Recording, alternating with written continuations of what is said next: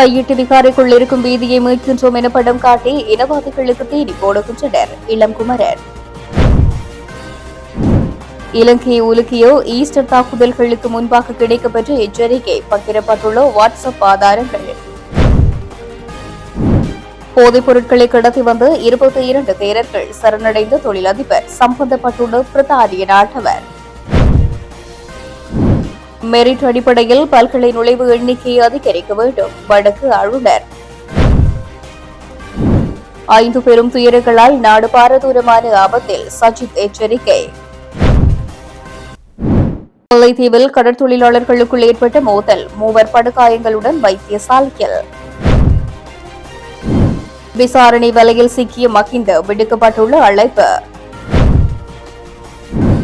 $2.5 million மோசடி விசாரணைக்குள் களமிறக்கப்படும் அமெரிக்க புலனாய்வுத்துறை. 11 தமிழ் இளைஞர்கள் கடத்தல் முன்னாள் கடற்படை தளபதிக்கு இறுக்கும் பிழை நீதிமன்றின் உத்தரவு. திரைசேரி செயலாளர் பதவி நீக்கம் அரசின் நிலைப்பாடு வெளியானது. நிதி அமைச்சரான ஜனாதிபதி பாராளுமன்றில் விசேட உரை.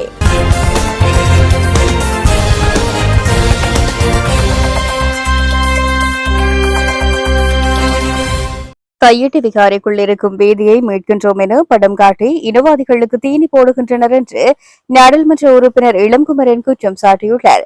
தையிட்டி பகுதியில் இன்றைய தினம் நடைபெற்ற ஊடக சந்திப்பின் போது அவ்வாறு தெரிவித்தார். தையிட்டி தொடர்பாக தையிட்டியில் எமது அரசாங்கத்தால் மக்களுடைய காணிகளை மக்களுக்கு ஒப்படைப்பதற்கான நில அளவை ஒன்று நடைபெறுவதற்கான ஒரு குழு 3 அமைச்சர்கள் கொண்ட குழுவை நியமித்து அதன் அறிக்கையின் அடிப்படையில் சென்ற வாரம் பிரதேசத்துக்கு வந்து தையிட்டு பிரதேசத்தில் வந்து அளவை செய்வதற்காக வந்திருந்தார்கள். அந்த தருணத்தில் பல எதிர்ப்புகளுக்கு மத்தியிலும் மக்களுக்கு ஏற்பட்ட சந்தேகத்தின் அடிப்படையிலும் அந்த அளவு ஆனது அன்றைய தினம் மக்களுடைய காணிகளை அளக்க முடியாமல் சென்றிருந்தது. ஆனாலும் அந்த குழு மீளவும் கூடி மக்களுடைய காணிகளை அவர்களுக்கு நம்பிக்கை ஏற்படுத்தும் விதமான கருத்துக்களை தெரிவித்து நம்பிக்கை நிமித்தமாக மீள அளப்பதற்கு தீர்மானம். அன்றைய தினம் அதற்கு அந்த விகாரையின் ஊடாக ஒரு வீதி ஒன்று பவானி வீதி என்று இருக்கின்றது. அந்த வீதியை அளவு செய்து அந்த குழு போயிருக்கிறது. அந்த வீதியானது அந்த குழுவில் 3 அமைச்சர் கொண்ட குழு அந்த குழுவின் நிமித்தமாக அந்த வீதிகளை விடுவிப்பதற்கான நடவடிக்கை எமது அரசாங்கத்தால் எடுக்கப்பட்டு வருகிறது. ஆனால் அதை ஒரு சில அரசியல்வாதிகள் அறிந்தவர்கள் முன்கூட்டியே அதை ஏதாவது ஒரு பிரச்சனை ரீதியாகவும் முருகல் ரீதியாகவும் அந்த பாதையை ஒரு நடவடிக்கை எடுப்பதற்காக சென்ற முறை பிக்குடன் கதைத்திருக்கின்றார்கள். அது தொடர்பாக இன்றைய தினம் பத்திரிகைகளில் வந்திருக்கின்றன. அதற்கு அமைய எமது அரசாங்கம் நாங்கள் ஒன்றை கூறுகிறோம். இந்த விகாரை ஆனது எமது அரசாங்கத்தில் ஏற்படுத்தப்பட்ட விடயமில்லை. முன்னே ஆட்சியாளர்களால் இந்த விகாரை ஏற்படுத்தப்பட்டிருக்கிறது. மக்களுடைய காணிகளையும் அந்த பிரதேசத்தில் இருக்கின்றன. எங்களை பொறுத்தவரைக்கும் அதை இனங்கன்று அந்த காணிகளை விடுவிப்பதற்கான நடவடிக்கையை முன்னெடுத்து இன்று வெற்றி தருவாயின் நிலையில் இருக்கும்போது ஒரு சில பிரச்சனைகளை அரசியல் ரீதியாக அதை பயன்படுத்துகின்றனர். அது ஊடகத்திலும் வந்திருந்தது, ஊடகவியலாளரும் அன்று வந்திருந்தார்கள். நாங்கள் ஒன்றை கூறுகின்றோம், நாங்கள் அந்த பிரச்சனையை நிதானமாக கையாள வேண்டிய பொறுப்பு இருக்கிறது. அந்த வகையில் தென்பகுதியில் இருக்கும் இனவாத அரசியல்வாதிகளுக்கு இரத்தத்தை அவர்கள் மீளவும் அவர்களை இயங்கு நிலைக்கு கொண்டு வருவதற்கு இவ்வாறான செயற்பாடுகள் நடைபெறுமாக தென்பகுதியில் இருக்கும் அரசியல்வாதிகள் அதை வைத்து அரசியல் செய்வதற்கான சந்தர்ப்பத்தை இங்கிருக்கும் ஒரு சில அரசியல்வாதிகள் ஏற்படுத்துகின்றார்கள். ஒரு சந்தேகமாக இருக்கிறது. அந்த வகையில் நாங்கள் தமிழ் மக்களுக்கு வினயமாக நாங்கள் கேட்பது என்னவென்றால், விகாரையை சூழ உள்ள காணிகளை நில அளவை செய்து மக்களிடம் ஒப்படைப்பதற்கு தான் நாங்கள் தீர்மானிக்கின்றோம். எந்த வகையிலுமே நாங்கள் சுயரிக்கின் நோக்கத்துடன் அந்த செயற்பாடை செய்யவில்லை. ஏனென்றால் எமது அரசாங்கமானது சுயரிக்கின் நோக்கத்தில் செய்யவில்லை. ஆணித்தனமாக்குவோம். சுயரிக்கின் நோக்கத்தில் செய்வோமானால் மக்கள் மக்கள் மீது இருந்த நம்பிக்கையை செயலிழக்கும். அந்த வகையில் நாங்கள் ஒன்றை கூறுவோம், இந்த நிலங்கள் அனைத்துமே மக்களிடம் ஒப்படைப்புகள் அன்றைய தினம் தோல்வி கண்டிருக்கிறது. ஆனாலும் அதில் ஒரு சில காணி உரிமையாளர்கள் எங்களுடன் கதைத்திருக்கிறார்கள், KKS பிரதேச அமைப்பாளருடன் கதைத்திருக்கிறார்கள். மீளவும் இதை எவ்வாறாவது அவருடன் இனங்கண்டு எதிர்வருங்காலத்தில் அதுக்கான நடவடிக்கை எடுக்கின்றோம் என்று மக்களுக்கு கூறுகிறோம். ஒரு சில அரசியல் நோக்கத்திற்காக இந்த விகாரை பிரச்சனையும் விகாரை உள்ள காணிகளையும் தீரா பிரச்சனையாக வைத்திருப்பதற்கு நினைக்கின்றார்கள். இதுதான் ஒரு நிதர்சனமான உண்மை. இதனூடாக வாக்கு வங்கிகளை அதிகரிக்கலாம் என்று நினைக்கிறார்கள். NPP அரசாங்கம் இவ்வாறு நடவடிக்கை தோல்வி கண்டிருக்கிறது, எங்களால் தான் முடியும் என்று இதனூடாக வாக்கு வங்கியை அதிகரிப்பதற்காக இந்த தையிட்டி விகாரியை பயன்படுத்துகிறார்கள். அது தமிழ் மக்கள் நன்றாக உணர்வார்கள். வெகு விரைவில் இதற்கான ஒரு தீர்வு திட்டத்தை மக்களுக்கு கொடுப்போம். அதே நேரம் இந்த பவானி வீதியையும் அளந்திருக்கின்றபடியால் அந்த குழு கொழும்பில் கூடி திரும்பவும் அதற்குழு கூடி அந்த பாதையை துரிதமாக விடுவிப்பதற்கான நடவடிக்கையை எதிர்வருங்காலத்தில் எடுக்கின்றோம். பொதுவாக அந்த காணி உரிமையாளர்கள் சொன்ன பிரதான குற்றச்சாட்டு வந்து கடித தலைப்புல வந்து அந்த உறுதிமொழி பிரதேச செயலாளர் தர வேண்டும் என்று. அது தராததால தான் நாங்கள் அந்த இதுக்கு சம்மதிக்கிறோம். அதை கொடுக்குறவங்களே என்ன பிரச்சனை இல்லை. நாங்கள் இப்போ இது தொடர்பாக அன்றைய தினம் எமது அமைப்பாளர் KKS அமைப்பாளர் மந்திரத்தில் இருந்திருந்தார். எமது பாராளுமன்ற உறுப்பினர் டாக்டர் பவானந்தராஜா இருந்தார். அன்றைய தினம் நான் அந்த இடத்தில் பூரணமாக வேறு வேலையில் இருந்தபடி அந்த இடத்துக்கு வரவில்லை. ஆனால் ஒன்றை கூறுகிறோம், அங்கே இருந்தவர்களுடன் தெரிவித்த கருத்து, அங்கே இருந்த காணி உரிமையாளர்கள் பல கோரிக்கைகளை படிப்படியாக ஒரு கோரிக்கைகளாக வைத்திருந்தார்கள். இலங்கையின் சமூக செயற்பாட்டாளர் ஓஷல ஹேரத் 2019 ஏப்ரல் 21ஆம் தேதி இடம்பெற்ற ஈஸ்டர் தாக்குதலுக்கு முன்பாக எச்சரிக்கை வழங்கப்பட்டதாக கூறப்படும் வாட்ஸ்அப் செய்திகளின் ஸ்கிரீன்ஷாட்களை பகிர்ந்துள்ளார். அந்த செய்திகளில் இலங்கையின் மாநில உளவுத்துறை இயக்குநர் மற்றும் பாதுகாப்பு அமைச்சின் செயலாளரிடையே பரிமாறப்பட்டதாக கூறப்படுகின்றது. வெளிநாட்டு உளவுத்துறையிலிருந்து கிடைத்த தகவலின் அடிப்படையில் சக்ரான் ஹாசி மற்றும் அவரது கூட்டாளர்கள் இலங்கையில் தாக்குதல் நடத்த திட்டமிட்டிருந்ததாக அதில் குறிப்பிடப்பட்டிருந்தது. மேலும் கிழக்கு மாகாணத்தில் வெடிகுண்டுகள் நிரப்பப்பட்ட மோட்டார் சைக்கிளை பயன்படுத்தி ஒரு ட்ரைட் ரன் மேற்கொள்ளப்பட்டிருக்கலாம் என்ற சந்தேகமும் இந்த தகவலில் இடம்பெற்றுள்ளது. இந்த தகவலின்படி 2019 ஏப்ரல் 21க்கு முன்போ அல்லது அதற்கு முன்பாக எப்போது வேண்டுமானாலும் தாக்குதல் நடைபெறக்கூடும் என்று எச்சரிக்கப்பட்டிருந்தது. தேவாலயங்கள் மற்றும் ஹோட்டல்கள் போன்ற இடங்கள் சாத்தியமான இலக்குகளாக குறிப்பிடப்பட்டுள்ளன. விசாரணைகளின்படி இலங்கையின் உளவுத்துறைக்கு ஏப்ரல் 4, 2019 முதல் இந்த தாக்குதல் குறித்து தகவல்கள் கிடைத்திருந்தன. நாடாளுமன்ற தேர்வுக்குழுவில் முன்வைக்கப்பட்ட தகவல்களின் காலவரிசை ஏப்ரல் 4, 2019 வாட்ஸ்அப் மூலம் தாக்குதல் தொடர்பான முதல் உளவு தகவல் பெறப்பட்டது. அதேபோன்ற எழுத்து தகவல் ஏப்ரல் 5ஆம் தேதி கிடைத்தது. ஏப்ரல் 7, 2019 அப்போதைய தேசிய உளவுத்துறை தலைவர் சிசிர மெண்டிஸ் அவர்களுக்கு தகவல் முதலில் தெரிவிக்கப்பட்டது. ஏப்ரல் 8, 2019 பாதுகாப்பு செயலாளர் ஹேமஸ்ரீ பெர்னாண்டோ அவர்களுக்கு தகவல் தெரிவிக்கப்பட்டது. அவர் போலீசிற்கு தகவல் அளிக்க அறிவுறுத்தினார். ஏப்ரல் 9, 2019 உயர் பாதுகாப்பு அதிகாரிகள் கலந்து கொண்ட உளவுத்துறை ஒருங்கிணைப்பு கூட்டம் நடைபெற்றது. அப்போது இந்த அச்சுறுத்தலுக்கு போதுமான முக்கியத்துவம் வழங்கப்படவில்லை என்று கூறப்படுகின்றது. இந்நிலையில் தற்போது வெளியாகியுள்ள இந்த ஸ்கிரீன்ஷாட்களின் உண்மைத்தன்மை குறித்து அதிகாரப்பூர்வமாக உறுதிப்படுத்தப்படவில்லை. தாய்லாந்தில் இருந்து சுமார் 110 கோடி ரூபாவுக்கும் அதிக பெறுமதியுடைய குஷ் மற்றும் ஹக்கீஷ் ரக போதைப் பொருட்களை கடத்தி வந்த 22 தேரர்கள் தொடர்பாக தற்போது விரிவான விசாரணைகள் நடைபெற்று வருகின்றன.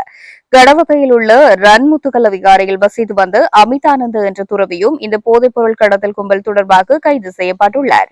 அத்துகிரியவைச் சேர்ந்த சந்திரகுமார் என்ற நபரும் முன்னதாக 12 பேர் கொண்ட குழுவினர் கொண்டு வந்த போதைப் பொருள் இருப்பை ஏற்றுக்கொண்டதாக கூறப்படும் குற்றச்சாட்டின் பேரில் கைது செய்யப்பட்டுள்ளார்.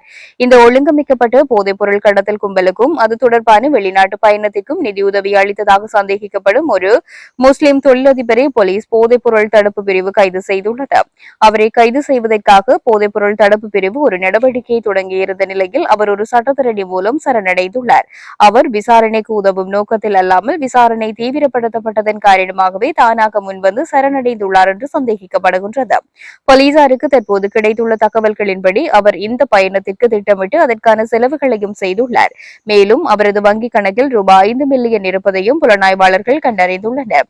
இருப்பினும் அந்த பணத்தை அவர் எவ்வாறு சம்பாதித்தார் என்பது குறித்த ஆதாரங்களை அந்த தொழிலதிபர் இன்னும் சமர்ப்பிக்கவில்லை. நிக்கி என்ற பெயருடைய ஒரு பிரித்தானிய நாட்டவரும் இந்த போதைப்பொருள் வலையமைப்பின் பின்னணியில் இருப்பதாக பாதுகாப்பு படைகளுக்கு தகவல் கிடைத்துள்ளது.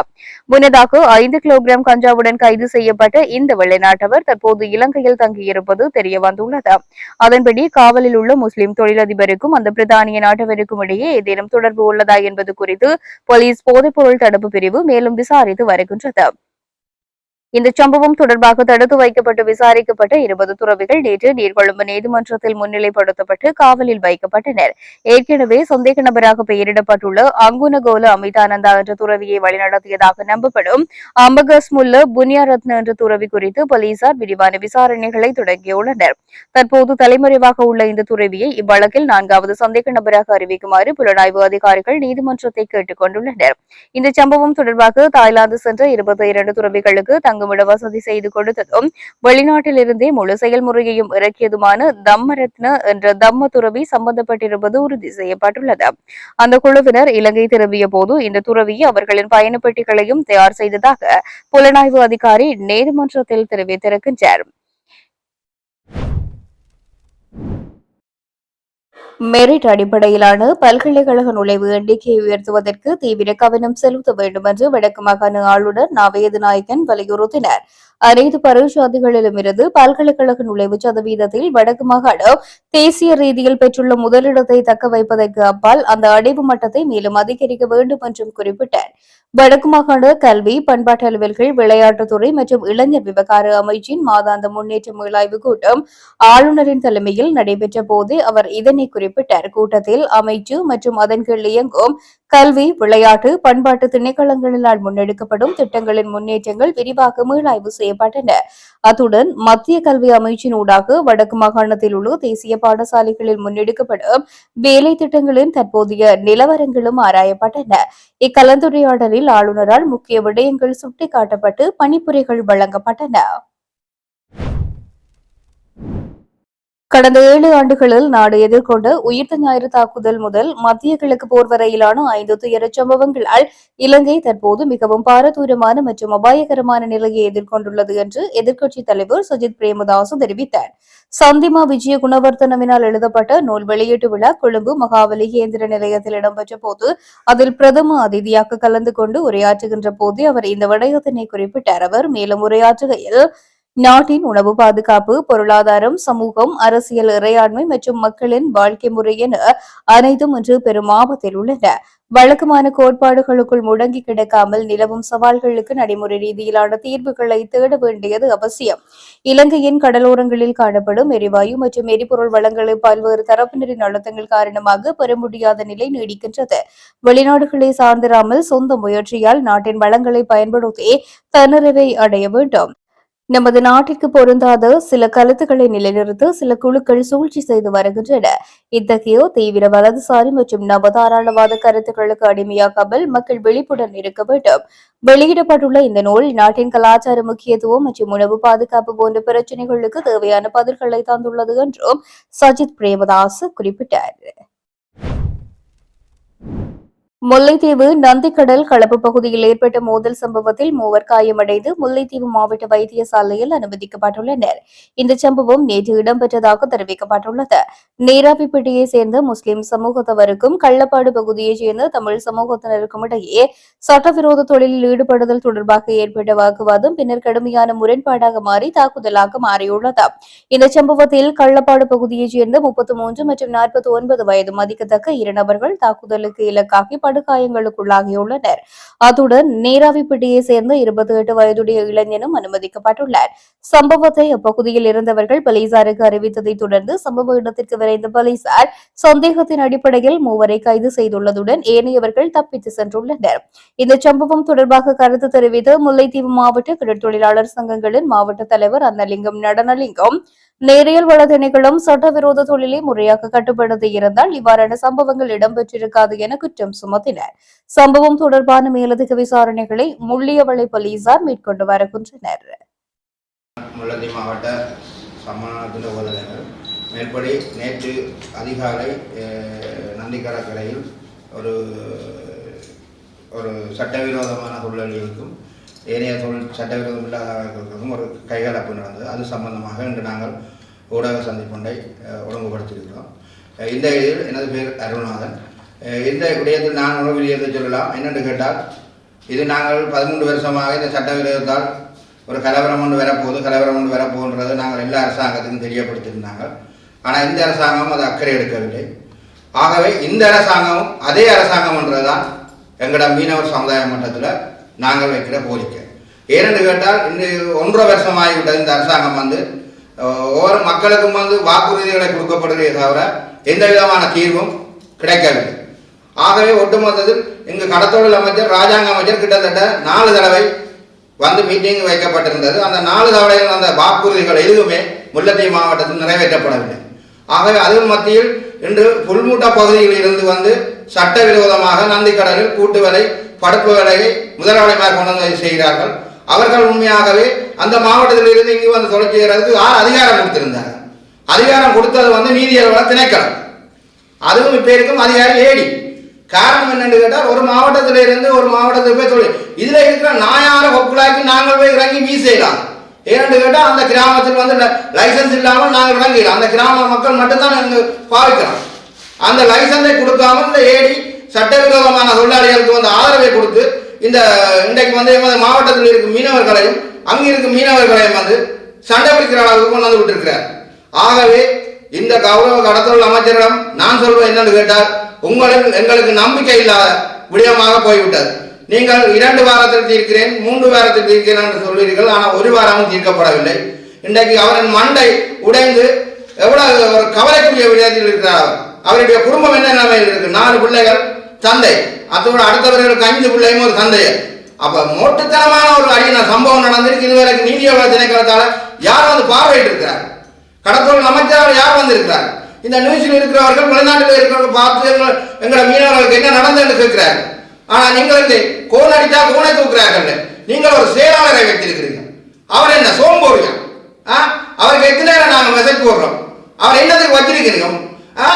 அமைச்சர் கௌரவ கடத்தொழில் அமைச்சர் செயலாளர் என்ன போஸ் இருக்குன்னு அவரை கேளுங்க. அவர் பேங்க்ல காசு கொடுக்குறதுக்கு தான் சரி. நாங்கள் அப்படித்தான் எதிர்பார்க்கிறோம். ஏன்னு கேட்டால், அனுபவம் இல்லையா அனுபவம் வாய்ந்தவருடைய கேட்கணும் கடத்தொழில் சம்பந்தப்பட்ட விடயத்தை. இங்க வச்சிருக்கிறீங்க. நீங்கள் ஒரு மாவட்ட இணைப்பாளர். அவர் என்ன செய்கிறார்? அவருக்கு முடியும் தெரியாது, எதுவும் தெரியாது. அவர் இருந்த சரியான அதிகாரியை மாற்றம் செய்து போட்டு ஊழல் லஞ்சம் செய்கிற அதிகாரியை கொண்டு போட்டு மாவட்டத்தை அழைத்து கொண்டிருக்கிறார். நாங்கள் எத்தனை முறை சொல்லியிருக்கோம். இன்று நந்திக்கடலில் 2 பகுதிகள் அடிபட்டிருக்கிறார். நாளை கடலில் அடிபட போகிறாங்க. இதை நீங்கள் பார்க்கிறீங்க. இந்த அரசாங்கம் திருப்பி எங்களை யுத்தத்துக்கு ஆயுதப்படுத்துறது. இதை நாங்கள் விரும்பவில்லை. உண்மையாவே நாங்கள் சொல்லுகிறோம், இதுக்கு சரியான ஒரு முடிவு பெறணும். வரும் பட்சத்தில் இது இன்னும் தொடர்றதுக்கு முடியும். இன்றைக்கு பாருங்கள், அங்க எஸ்டிஎஃப் போலீஸையும் போட்டு பாதுகாப்பு போடப்படுது. ஏன் இந்த பாதுகாப்பு? இந்த சட்டவிரோதங்களை நிறுத்திட்டு தான் பாதுகாப்பு தேவையில்லை தானே? போலீஸ் சரியான முறை இந்த சட்டவிரோதங்களை கரையாள செய்கிறாங்க. கடற்படை என்ன செய்யும்? கடற்படை செய்யல. காரணம் என்ன? லஞ்சம். லஞ்சத்தை ஒழிக்கிறோம். லஞ்சம் முழுக்க லஞ்சம். நான் அவமானத்தான் சொல்லுவேன். இதுதான் நடக்கிற விஷயம். மோத்துவாரத்தில் சட்டவிரோத தொழில் போகுது, அதை நேவி பார்த்து நேவியாவை போட்டு இறக்குது. இன்றைக்கு குழுமுட்டை லைட் போட்டு அதிகமாக வருது. இந்த கடத்தொழில் அமைச்சர் சொன்னதுக்கு பிறகு கடலில் 200 போட், 300 போட், 400 போட், பேருக்கு 2 படகை பிடிக்கிறாங்க. 2 படகை பிடிச்சிட்டு நாங்கள் அரெஸ்ட் பண்ணினாங்க. ஆனால் கரையாலை சட்டவிரோதமாக ரெக்கர் சொன்னது போலீஸ் கிட்டத்தட்ட 15-20 ரெக்கருக்கு மேலே அரெஸ்ட் பண்ணி வழக்கு தேடப்பட்டது. இந்த வழக்கு நீதியை திணைக்களம் போவார். போலீஸ் அதிகாரி சொல்லுகிறார் என்னன்னு கேட்டால், தங்களுக்கு இந்த தடுத்து வைக்கலாம் இருக்கிற சட்டவிரோத தொழில்களை அடுத்த இடமே புனையில் விடுகிறார்கள். அவர் என்ன செய்கிறார்கள்? அடுத்த கட்டம் 2 பேரை போட்டு தொழிலுக்கு அனுப்புகிறார்கள். இந்த படகுகள் இந்த வடிகன், கஞ்சா, பவுடரை பிடித்தான் நீங்க அரசு ஒத்தாக்குறீங்க. இதே மாதிரி சட்டவிரோதமான தொழில் இலங்கையில் தடை செய்யப்பட்ட சட்டவிரோதமான அதை உண்மையாக ஒரு பேர் தடுத்து வைத்து அந்த படகுகளை வழங்கப்படவும், இல்லைன்னு சொன்னால் அதை அரசு ஒத்தாக்கவும். அவர்கள் இல்லைன்னு சொன்னால் அந்த படகு தீர்ப்பு நடக்கும் மட்டும் இந்த தொழிலை செய்துகொண்டே இருப்பார்கள். இதுதான் இந்த இடத்தில் நடக்கிறது. ஆகவே நான் அமைச்சரிடம், கௌரவ ஜனாதிபதியிடம் நான் கேட்கிறது, உண்மையாகவே இந்த ஜனாதிபதி நியாயமான முறையில் சட்டவிரோதமான தொழில்களை கட்டுப்படுத்தி வந்திருந்தாலும் கடல் மட்டத்தில் அவருக்கு தெரியுமோ தெரியாதுன்றது எங்களுக்கு தெரியவில்லை. நாங்கள் அடுத்த கட்டம் ஜனாதிபதியின் செயலகத்துக்கு தான் நாங்கள் செல்வதற்கு ரெடியாக இருக்கிறோம். இதில் 3 மாவட்டமும் நாங்கள் தயாராக இருக்கிறோம். இந்த 3 மாவட்டம் பிரச்சனையை தீர்க்கிறது. அமைச்சர் உண்மையாகவே நான் நேற்றையில இருந்து அடிக்கிறேன் போன், ஆனா ஆன்சரே இல்லை. இந்த பிரச்சனையை நாங்கள் கலைக்கிறது. அப்ப நாங்கள் யார்கிட்ட போய் கேட்கிறது? சட்டத்தை நாங்கள் கையில் எடுத்துட்டு அடுத்த கட்ட நீங்கள் எங்களை கொண்டே கோர்ட்ஸில் போடுறீங்க. ஆனால் நாங்கள் இங்கே அதுக்கு பயப்படல. நாங்கள் எத்தனையோ யுத்தத்தில் பார்த்துட்டோம் சட்டத்தை.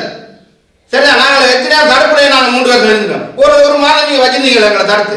நாங்கள் இனி அந்த முறையில் வந்து தான் இந்த பிரச்சனை தீர்க்கிறதுக்கு நாங்கள் ரெடியாக இருக்கிறோம்.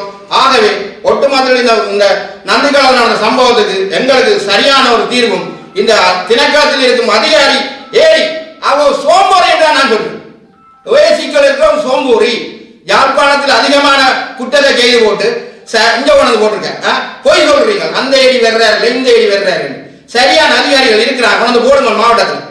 சரியாக செய்த அதிகாரி இன்றைக்கு அவர்கள் நீங்கள் ஒரு சும்மா ஒரு போய் குற்றச்சாட்டு இவர் இந்திக்கை என்றவர் அவருடைய உங்களோட கட்சி என்ற கட்சி சொல்றதான் நீங்க செய்கிற மாதிரி கிடக்குங்களா மக்களுக்கு மத்தியில் கேள்வியாகிறாங்க. ஆகவே இந்த கட்சியை விட்டு மக்களுக்கு தொண்டு செய்வதாக இருந்தால் உண்மையாகவே எங்களுக்கு ஒரு கிழமைக்குள் கௌரவ கடத்தொழில் அமைச்சரும் ஜனாதிபதியும் சரியான ஒரு முடிவு எடுக்கவில்லை என்று சொன்னால் இந்த நந்திக்கடலில் திருப்பி சாவுதான் வர்றதுக்கு ரெடியா இருக்கும். அடுத்த கட்டம் கடல். இன்றைக்கு 1 மாதமா நாங்கள் தொழில் இல்லாமல் இருக்கிறோம். எங்களுக்கு நிவாரணம் ஆதாரம் இல்லை, லைஃபோசா தொழில் இல்லை, காரணம் மீன் இல்லை. இதுதான் உண்மை. ஆகவே கடலிலும் அடுத்த கட்டம் சட்டவிரோத தொழிலாளருக்கும் இந்த புல்மூட்டையில் இருந்து வந்து செய்யும் தொழிலாளிகளை உடனடியாக திணைக்களம் இனங்கண்டு அவர்களை கைது செய்து வழக்கு போடணும் என்று கேட்டு இந்த நல்ல ஒரு தீர்வு எங்களுக்கு கிடைக்கும் என்ற நம்பிக்கையில் இந்த ஊடக சந்திப்போம் ஏனைய மாவட்டத்தில் இருக்கும் சங்கங்களையும் இந்த சட்டவிரோத தொழிலாளர்களால் பாதிக்கப்பட்டவர்களுக்கு சில குரல்களை கொடுத்து எங்களுடைய முல்லைத்தீவு மாவட்டத்தில் இருக்கும் சட்டவிரோதத்தை கட்டுப்படுத்துவதற்கு ஆதரவு சொல்லிக்கொண்டு எனது கருத்தை நிறைவு செய்கிறேன். முன்னாள் ஜனாதிபதி மஹிந்த ராஜபக்ஷவை லஞ்சம் மற்றும் ஊழல் விசாரணை ஆணைக்குழுவில் முன்னிலையாகுமாறு அழைப்பு விடுக்கப்பட்டுள்ளது. முன்னாள் அமைச்சர் பிரியங்கர ஜெயரத்னவுக்கும் லஞ்ச ஊழல் விசாரணை ஆணைக்குழு இவ்வாறு அழைப்பு விடுத்துள்ளது. இதன்படி எதிர்வரும் 12ஆம் தேதி அவர்கள் ஆணைக்குழுவில் விசாரணைக்காக முன்னிலையாக வேண்டும் என்று அறிவிக்கப்பட்டுள்ளது. ஏர்பஸ் ஒப்பந்தம் தொடர்பான விசாரணைக்காக அவர்கள் அழைக்கப்பட்டுள்ளனர். 2013ஆம் ஆண்டில் ஸ்ரீலங்கன் ஏர்லைன்ஸ் ஏர்பஸ் A330 மற்றும் A350 விமானங்களை கொள்வனவு செய்தபோது அப்போதைய ஸ்ரீலங்கன் ஏர்லைன்ஸ் தலைமை நிர்வாக அதிகாரி கபில சந்திரசேன மற்றும் அவரது மனைவி ஆகியோர் $2 மில்லியன் அமெரிக்க டாலர்களை லஞ்சமாக பெற்றதாக குற்றம் சாட்டப்பட்டனர். லஞ்ச சட்டம் மற்றும் ஊழல் தடுப்பு சட்டத்தின் கீழ் நடத்தப்பட்ட ஒரு விசாரணை தொடர்பில் சந்தேக நபரான கபில சந்திரசேன கைது செய்யப்பட்டு விளக்கமறியலில் வைக்கப்பட்டிருந்தார். இந்த நிலையில் ஏர்பஸ் ஒப்பந்தத்தில் லஞ்சமாக பெறப்பட்ட பணத்தை சந்தேக நபரான கபில சந்திரசேன முன்னாள் ஜனாதிபதி மஹிந்த ராஜபக்ஷ மற்றும் முன்னாள் விமான போக்குவரத்து அமைச்சர் பிரியங்கர ஜெயரத்ன ஆகியோருக்கு வழங்கியுள்ளார் என்பது தெரியவந்துள்ளதாக லஞ்ச ஆணைக்குழு கொழும்பு நீதவான் நீதிமன்றத்தில் தெரிவித்தது. 2015ஆம் ஆண்டில் முன்னாள் ஜனாதிபதி மஹிந்த ராஜபக்ஷ விடுத்த வேண்டுகோளுக்கு இணங்க சந்தேக நபர் தனது பெலியத இல்லம் மற்றும் கோல்டன் இல்லத்தில் வைத்து தலா 20 மில்லியன் ரூபாய் வீதம் 3 சந்தர்ப்பங்களில் மஹிந்த ராஜபக்ஷவுக்கு 60 மில்லியன் ரூபாய் வழங்கியதாக லஞ்ச ஆணைக்குழு நீதிமன்றத்தில் தெரிவித்தது. இதற்கமைய முன்னாள் ஜனாதிபதி மஹிந்த ராஜபக்ஷ மற்றும் முன்னாள் அமைச்சர் பிரியங்கர ஜெயரத்ன ஆகியோரை எதிர்வரும் 12ஆம் தேதி லஞ்ச ஊழல் ஒழிப்பு ஆணைக்குழுவில் முன்னிலையாகுமாறு அழைப்பு விடுக்கப்பட்டுள்ளது. திரைசேரியிலிருந்து 2.5 மில்லியன் அமெரிக்க டாலர் நிதி மோசடி செய்யப்பட்டவை மற்றும் மின்னஞ்சல் கட்டமைப்புகள் அத்துமீறி நுழைந்தமை தொடர்பான விசாரணைகளை விரிவுபடுத்துவதற்கு அமெரிக்காவின் மத்திய புலனாய்வு துறையான FBI அமைப்பின் உதவியை பெற குற்றப்புலனாய்வு திணைக்களம் நடவடிக்கை எடுத்துள்ளது. அத்துடன் மின்னஞ்சல் ஊடுருவல் மற்றும் தரவு திருட்டை கண்டறிவதில் நிபுணத்துவம் பெற்ற அமெரிக்க இணைய பாதுகாப்பு நிறுவன மற்றும் ஆலோசனைகளும் இந்த விசாரணைக்காக பெறப்பட்டுள்ளன. மின்னஞ்சல் மோசடியின் பின்னணியில் உள்ளவர்கள், மோசடி செய்யப்பட்ட பணம் தற்போது எங்கு உள்ளது என்பது குறித்த தகவல்கள் இதுவரை வெளியாகாத நிலையில் மத்திய வங்கியின் நிதி புலனாய்வு பிரிவும் இது குறித்த தேடுதல்களை முன்னெடுத்துள்ளது. ஆஸ்திரேலிய அதிகாரிகளின் ஒத்துழைப்பு ஏற்கனவே கிடைத்துள்ளதனால் இது தற்போது ஒரு சர்வதேச விசாரணையாக உருவெடுத்துள்ளது. வெளிநாட்டு கடன் கொடுப்பனவுகள் தொடர்பான ஆவணங்கள் சிலவும் இந்த சைபர் குற்றவாளிகளால் திருடப்பட்டிருக்கலாம் அல்லது பிரதி எடுக்கப்பட்டிருக்கலாம் என்ற பலத்த சந்தேகம் நிலவுவதாக திரைசேரியின் சிரேஷ்ட அதிகாரி ஒருவர் தெரிவித்திருக்கின்றார். இதனால் எதிர்காலத்தில் எந்தவொரு பண பரிமாற்றத்தையும் முன்னெடுப்பதற்கு முன்னர் தரவுகளை தீவிரமாக பரிசோதிக்குமாறு அறிவுறுத்தப்பட்டுள்ளது. எவ்வாறாயினும் பிரான்ஸ் நாட்டு கடன் தொடர்பான ஆவணங்கள் காணாமல் போயுள்ளதாக வெளியான செய்திகளை நிதி அமைச்சு மறுத்துள்ளதுடன் கடன் தவணைகள் முறையாக செலுத்தப்பட்டு வருவதாகவும் வலியுறுத்தியுள்ளது. இந்த 2.5 மில்லியன் டாலர் காணாமல் போனமை மற்றும் மேலதிக நிதி இழப்புகள் ஏற்பட்டுள்ளதா என்பது குறித்து விரிவான விசாரணைகள் முன்னெடுக்கப்பட்டு வருவதாக கொழும்பு கோட்டை நீதிவான் நீதிமன்றத்திற்கு குற்றப்புலனாய்வு திணைக்களம் அறிவித்துள்ளது. இது பாரிய இணைய கொள்ளை குறித்து ஆராய அனைத்து சம்பந்தப்பட்ட நிறுவனங்களின் பிரதிநிதிகளையும் உள்ளடக்கிய நிபுணர் குழு ஒன்றை நியமிக்க நீதிவான் அனுமதி வழங்கியுள்ளமை குறிப்பிடத்தக்கது. கொழும்பு மற்றும் பிற பகுதிகளில் 11 தமிழ் இளைஞர்கள் கடத்தப்பட்டு காணாமலாக்கப்பட்டமை தொடர்பான வழக்கில் முன்னாள் கடற்படை தளபதி அட்மிரல் ரவீந்திர விஜய குணரத்னவை இரண்டாவது சந்தேக நபராக மீண்டும் பெயரிடுமாறு கோட்டை நீதிவான் ஈசுரு நெத்திக்குமார உத்தரவிட்டுள்ளார். கடந்த ஏப்ரல் 29ஆம் தேதி அவர் குற்றப்புலனாய்வு திணைக்களத்திற்கு இந்த உத்தரவை பிறப்பித்துள்ளார். சந்தேக நபரை குற்றச்சாட்ட போதுமான சான்றுகள் இருந்த போதிலும் அவரை விடுவிக்க பரிந்துரைப்பது தவறான செயல் என்றும் நீதிவான் குறிப்பிட்டுள்ளார். 2008-2009ஆம் ஆண்டுகளில் கொழும்பில் 11 தமிழ் இளைஞர்களை கடத்தி தடுத்து வைத்து கப்பம் கோரிய குற்றச்சாட்டின் பேரில் தொடரப்பட்ட வழக்கில் முன்னர் இரண்டாவது சந்தேக நபராக பெயரிடப்பட்டிருந்த அட்மிரல் ரவீந்திர விஜய குணரத்ன பின்னர் சட்டமா அதிபரின் ஆலோசனையின் பேரில் விடுவிக்கப்பட்டிருந்தார். எனினும் அதே வழக்கில் அவரை மீண்டும் சந்தேக நபராக பெயரிடுமாறு நீதிவான் உத்தரவிட்டுள்ளார். பாதிக்கப்பட்ட தரப்பின் சார்பாக விரிவான வாதங்களை முன்வைத்து சட்டவாளர் அச்சல செனவிரத்னவின் கோரிக்கையை ஏற்று நீதிவான் இந்த உத்தரவை பிறப்பித்துள்ளார். பாதிக்கப்பட்ட தரப்புக்கு எதிராக தெளிவான சான்றுகள் முன்வைக்கப்பட்டிருக்கும் போது அவரது கோரிக்கையை நிராகரிப்பது சாத்தியமில்லை. சந்தேக நபருக்கு எதிராக போதுமான சான்றுகள் இருப்பதாக தெரிகின்றது. அத்தகைய சான்றுகள் இருந்த போதிலும் அவரை விடுவிக்க அறிவுறுத்துவது தவறான நீதியாகும். சுருக்கமற்ற விசாரணையில் ஒரு சந்தேக நபரை விடுவிக்க சட்டமா அதிபருக்கு அதிகாரம் இல்லை. சட்டமா அதிபர் குற்றப்புலனாய்வு திணைக்களத்துக்கு அறிவுறுத்தல்களை வழங்குகின்றார். குற்றப்புலனாய்வு திணைக்களம் அந்த உண்மைகளை நீதிபதியின் முன் சமர்ப்பித்தவுடன் நீதிபதி அவற்றை ஆராய்ந்து தனது விருப்பப்படி பொருத்தமான உத்தரவை பிறப்பிக்கின்றார். சட்டமா அதிபரின் அறிவுறுத்தல்களை பின்பற்ற நீதிபதி கடமைப்பட்டவர் அல்ல. நீதியை உறுதி செய்வதில் சட்டமா அதிபருக்கு ஒரு குறிப்பிடத்தக்க பொறுப்பு உள்ளது. சான்றுகள் இருந்த போதிலும் சட்டமா அதிபரின் ஆலோசனையின் பேரில் ஒரு சந்தேக நபரை விடுவிப்பது தவறானது என்றும் நீதிவான் அந்த உத்தரவில் கூறியுள்ளார். அதன்படி குற்றச்சாட்டுகள் தொடர்பாக ஒரு புதிய குற்றப்பத்திரம் தயாரிக்கப்பட்டு ஜூன் 10ஆம் தேதி நீதிமன்றத்தில் தாக்கல் செய்யப்பட வேண்டும் என்றும் அவர் உத்தரவிட்டுள்ளார். திரைசேரியின் செயலாளர் ஹர்ஷன சூரிய பெருமவை பதவியிலிருந்து நீக்குவது குறித்து அரசாங்கம் எந்த முடிவும் எடுக்கவில்லை என்று தேசிய மக்கள் சக்தியின் பொதுச் செயலாளர் நிகால் அபேசிங்க தெரிவித்துள்ளார். அவரை பதவியிலிருந்து நீக்குவது தொடர்பாக அரசாங்கத்துக்குள் எந்த உள் விவாதங்களும் நடைபெறவில்லை என்றும் அவர் குறிப்பிட்டார்.